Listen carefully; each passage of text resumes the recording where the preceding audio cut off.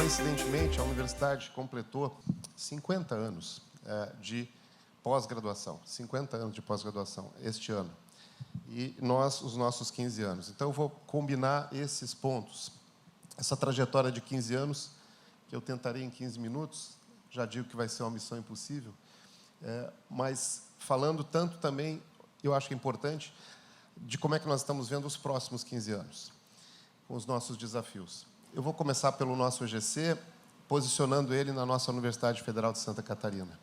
Essa foto é do início da universidade, nos anos 60.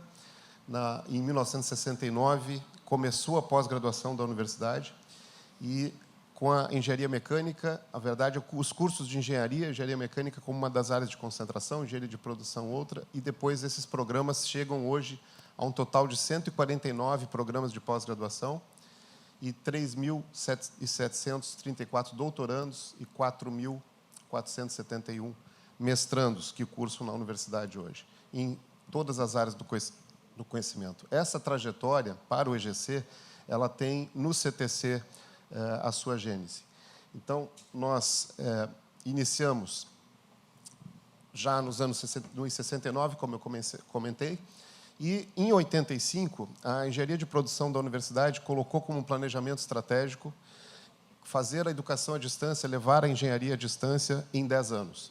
Lembrando que, em 85, nós só tínhamos 4 anos de computador pessoal. Isso foi registrado em planejamento estratégico e, de fato, realizado em 85. Para isso, a engenharia de produção criou áreas de concentração para se preparar para aquele momento, passando aí pela gestão da qualidade, ergonomia, inteligência aplicada, criou o doutorado em engenharia de produção e criou o programa de implementação de educação à distância, o primeiro do Brasil, e chegou a ter, por uma publicação da Universidade de São Paulo, feita naquele momento, 70% do conhecimento produzido no Brasil de educação à distância, o que fez com que a engenharia de produção se tornasse, na verdade, multidisciplinar. E ela chegou a ter 12 áreas de concentração nesse momento. É claramente uma passagem da sociedade da informação para a sociedade do conhecimento que acontecia e colocava em questionamento qual que seria o papel da engenharia nesse processo.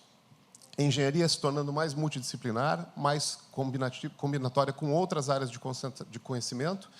E nós, em 2002, segundo a professora Dalkir, coloca que são os primeiros estudos de pós-graduação mundial nesse tema, exatamente quando nós fizemos a nossa primeira proposta da engenharia de produção, criar, então, um novo programa de pós-graduação. Ela ficou, essa proposta, em 2 anos de análise na CAPES, porque a área de engenharias não aceitou esse processo. Nós só fomos aceitos, de fato, quando a área interdisciplinar, recém-criada na CAPES, compreendeu a proposta e nós passamos, então, a existir para depois ter uma existência institucional na universidade, ter existência administrativa, termos que criar o nosso departamento de engenharia do conhecimento em 2008.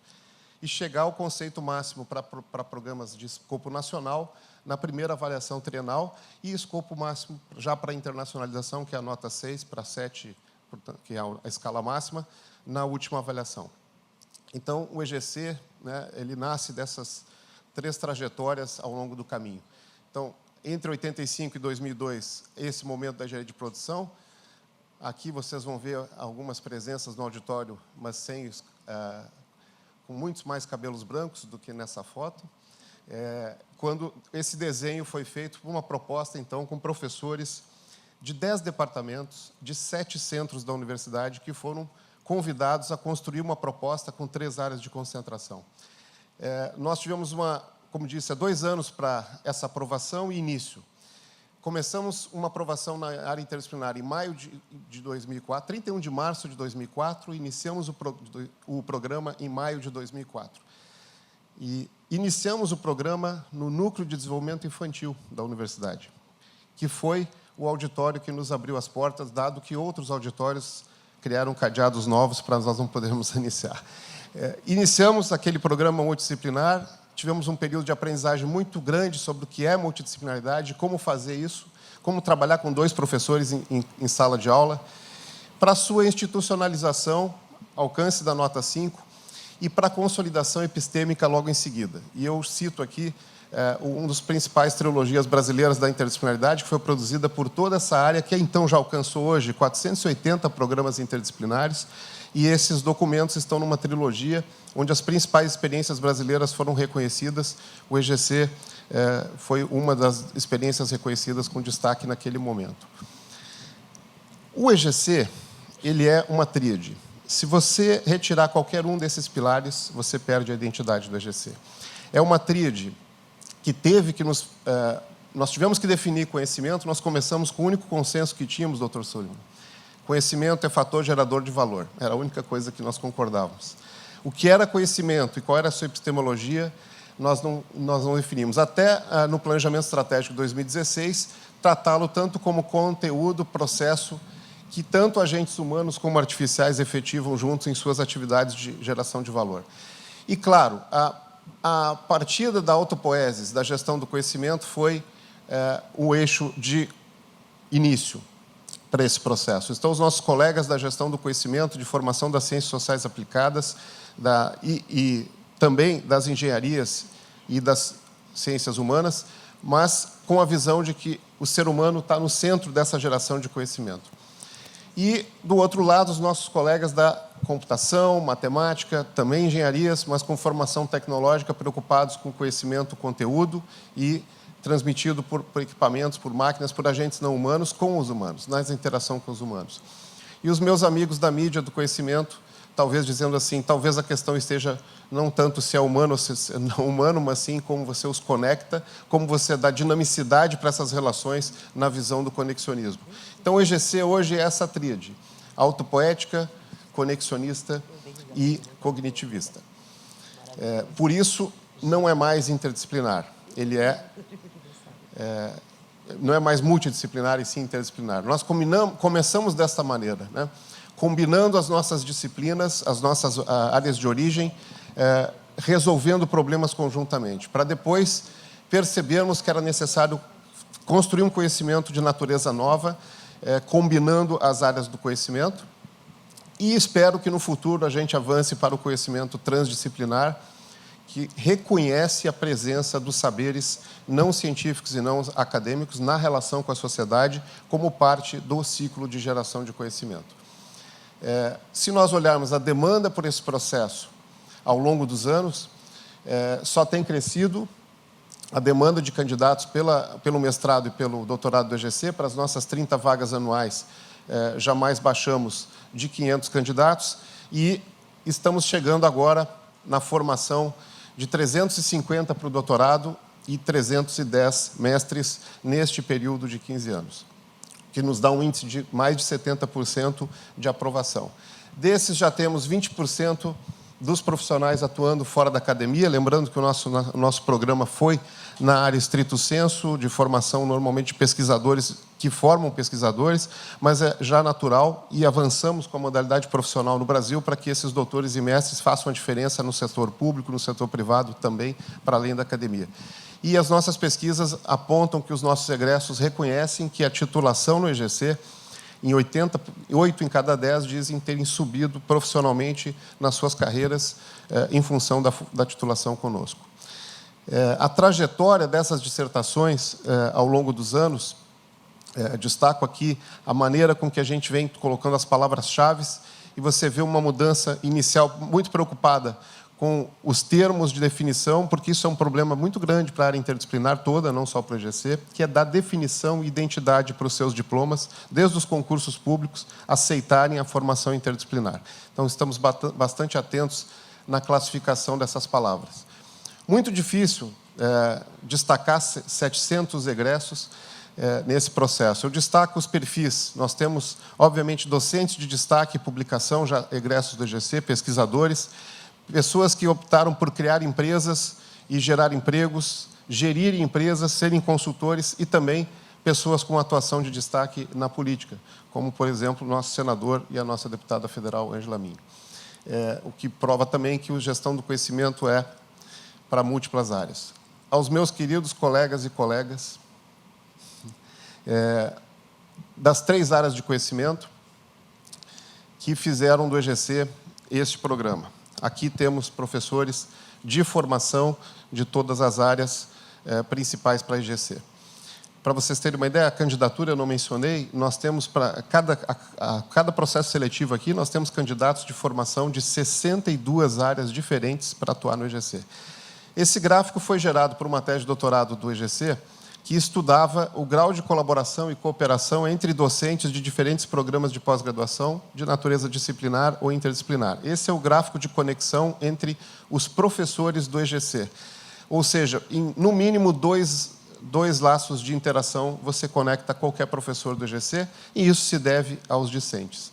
A mobilidade discente nas suas disciplinas, que nos dá, apesar da heterogeneidade, diversidade de formação de origem, uma relação muito próxima do quadro docente. Em relação aos projetos, esses 15 anos foram muitos projetos. Então, ao invés de falar aqui das áreas de oferta, reconheço aqui os vários parceiros de colaboração nos diferentes projetos. O EGC tem trabalhado desde a geração de tecnologia em processo de inovação aberta com empresas de tecnologia, a planejamento estratégico em gestão do conhecimento em organizações públicas e privadas. Tem trabalhado com aprendizagem em indoor, em empresas e organizações públicas, combinando a transferência e formação de conhecimento com a geração de inovação. Muitos parceiros a quem a gente deve agradecimentos nessa trajetória. Queria destacar aqui o que aconteceu com o nosso workshop EGCiano. Para a gente construir identidade, já em 2004 fizemos o primeiro, e quando chegou em 2009, 5 workshops internos em que a gente já trazia muitos convidados, vimos que havia aqui um espaço para ver um congresso internacional em gestão e inovação. Gestão do conhecimento e inovação para o escopo latino-americano. E este é o Congresso SIC, que chega no próximo ano no Panamá, sua 10ª edição. Tem reunido pesquisadores e estudantes de 10 países, 18 países foi na sua última edição, e com a cooperação com a UICA, a Organização Ibero-Americana de Universidades, tem realmente feito do tema gestão, engenharia e mídia do conhecimento e inovação algo constante nessas discussões ao longo dos anos. Fazemos sempre uma edição no Brasil, uma edição no exterior. Este ano foi em Porto Alegre, na PUC, e ano que vem será no Panamá. O EGC não tem curso de graduação. E eu acabei de ver ali uma lição aprendida do professor Suleiman, de que, se a gestão do conhecimento quiser continuar tendo identidade, ela é multidisciplinar. Ela tem que trabalhar com todas as áreas. Cada vez aumenta mais a minha convicção de que o que nós temos que fazer é isso. Trabalhar com toda a graduação, se possível. 23 dos 103 cursos de graduação da UFSC hoje já têm uma disciplina oferecida pelo EGC. Então, nós atuamos, sim, muito forte com a graduação da universidade, em cooperação com os departamentos de cursos de origem. Uma prática do nosso programa, que eu vou falar mais à frente do resultado atual, mas só para relembrar, uma prática de bastante tempo, de fazer o planejamento estratégico em coletivo, alunos e professores, e estabelecer esse plano à frente do programa. No Brasil, no Sistema Nacional de Pós-Graduação, alguns estudos mostram que nós pertencemos a este kernel de programas de pós-graduação que corresponde a cerca de 1% do total de 4.000 programas brasileiros que tratam desses temas. Conhecimento, inovação, propriedade intelectual, governança, gestão de informação, como temas de linhas de pesquisa. Nesse universo, o EGC se destaca como daqueles que tem entre as notas mais altas neste universo. O que vai acontecer futuro? 1 minuto para falar do futuro, professor Nelly. Vamos lá. Eu gostaria de destacar alguns pontos. O professor Nelly tem trazido sempre a nossa reflexão, alguns até são slides dele. O primeiro é este, claro, nossa transformação digital, que veio como disruptiva para todas as áreas sociotecnológicas, e da gênese do EGC, lá na engenharia de produção, isso era um desenho de futuro, essa realidade permeou a sociedade e ela mexe em todas as áreas e todos os setores. Esse estudo apresenta a educação superior como a borda de um vulcão que está em plena transformação, e o que nós menos devemos fazer como profissionais da educação é esquecer que esse furacão chega, e chega com muita mudança, porque os nossos alunos, costumo dizer, qual será a sala de aula do futuro? É interessante a pergunta, porque o futuro não terá nem sala e nem aula, né? No sentido do que nós comentamos, do que entendemos por esses termos. Então, os nativos digitais encontram hoje ainda os convertidos digitais no seu processo de formação. E esse processo requer a gente pensar o que fazer com os nossos métodos. Esse gráfico aqui que o professor Neri sintetiza, eu tomei emprestado dele, ele fez recentemente uma apresentação para todos os pró-reitores de graduação do Brasil, que eu achei muito importante trazer. Nós estamos num quadrante ainda de uma educação centrada no professor, de baixa tecnologia. Quando a gente faz investimentos no vertente tecnológico, mas esquece que a educação ainda muitas vezes é centrada neste conteudista chamado professor. Quando nós viemos aqui para a educação centrada no estudante e a tecnologia de acesso direto ao estudante, mas com menos presença do professor, no sentido da autoaprendizagem, iniciamos um processo que, na verdade, é o processo contemporâneo e futuro que mais se dará da educação.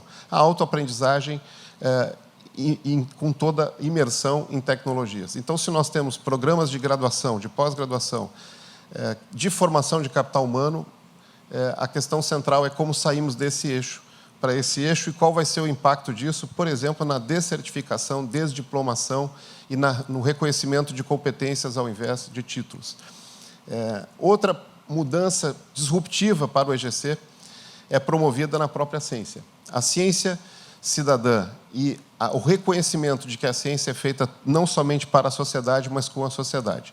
Aqui, um tema de uma tese de doutorado em curso no EGC, que mostra que a ciência aberta, que foi, por muito tempo, o paradigma de nós levarmos o resultado da nossa ciência à abertura para a sociedade, está cada vez mais próximo de algo muito maior que isso, que é você fazer a tua pesquisa de forma aberta, ou seja, todo o teu ciclo de identificação de pesquisa, desde o que faz você fazer uma agenda do que você vai pesquisar, quem contratou essa agenda, por que essa agenda continuou, qual foi a rastreabilidade de geração de dados ao longo desse caminho e, finalmente, quais os resultados que você gerou.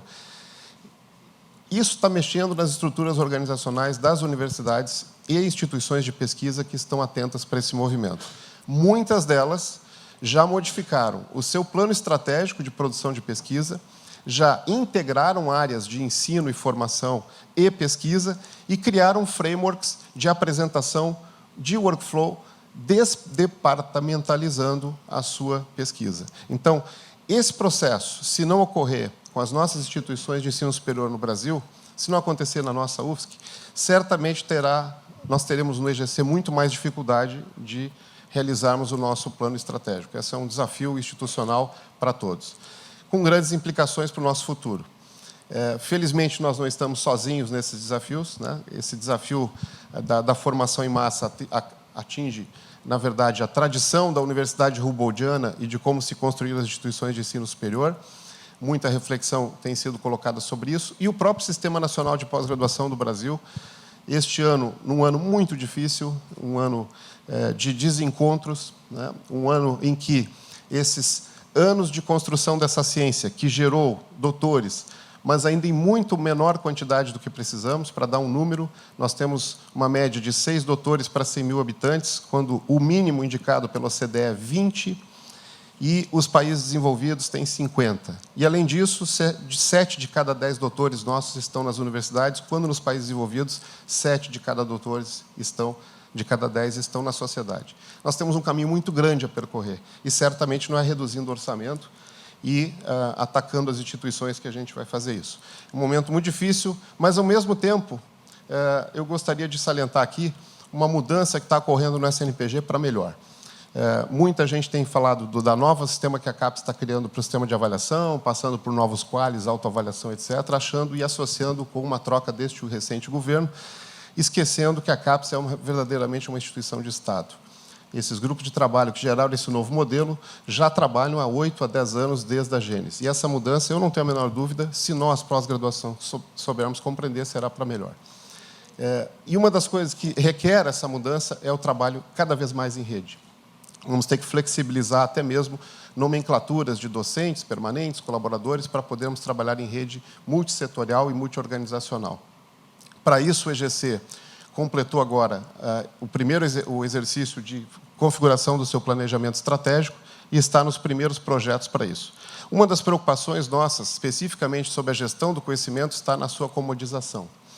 O surgimento de uma norma, assim como aconteceu com a qualidade nos anos 90, dá indicativos de que já há conhecimento nesta área comodizado. Como nós trabalhamos com doutorado, com mestrado, com produção de conhecimento, o conhecimento comodizado não é mais locus de geração e formação especificamente. Então, temos que analisar muito essas tendências e temos feito isso, como eu disse, de forma coletiva.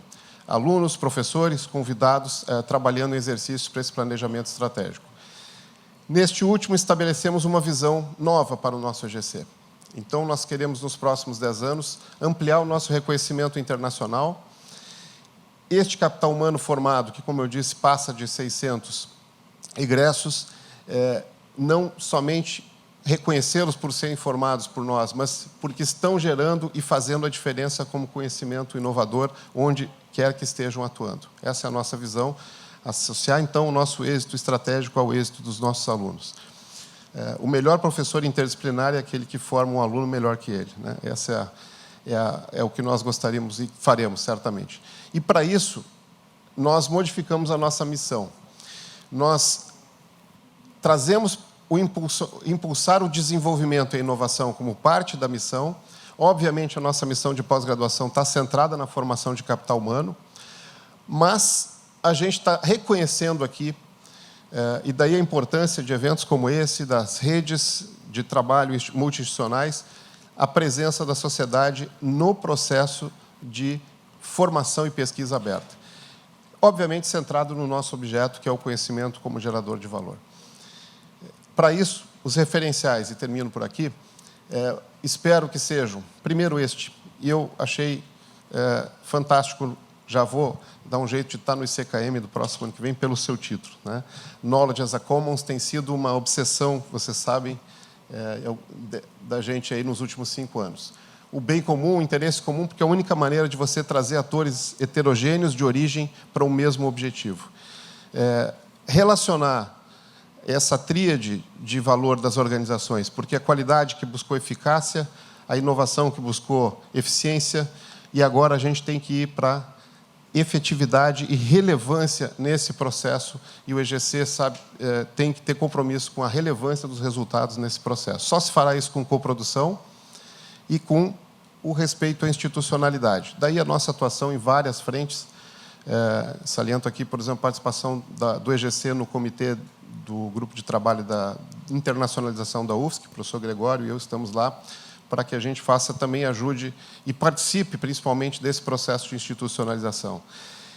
Transdisciplinaridade, como eu disse, modifica essa visão de que só vamos dentro dos muros da universidade, ainda que rompendo as caixinhas entre departamentos e cursos, mas continuamos dentro da universidade, na interdisciplinaridade. E nós vamos precisar romper mais muros, por isso a transdisciplinaridade. Muito obrigado.